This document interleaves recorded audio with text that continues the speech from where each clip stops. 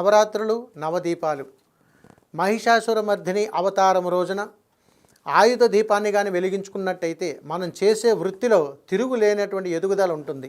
అందుకని ఆ రోజున మనం ఏ వృత్తులు అయితే ఉన్నామో ఆ ఆయుధాలు అదేవిధంగా ఇంట్లో ఉన్నటువంటి ఏదైనా పనిముట్లను అక్కడ ఉంచి ఆ పనిముట్ల పైన 2 మట్టి ప్రమిదలను ప్రమిద పైన ప్రమిద ఉంచి నేతిని పోసి 6 ఒత్తులను ఒక ఒత్తుగా చేసి దీపాన్ని వెలిగించండి.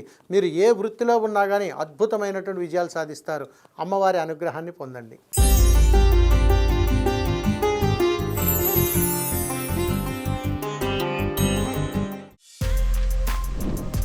For more videos like this, subscribe Big TV channel.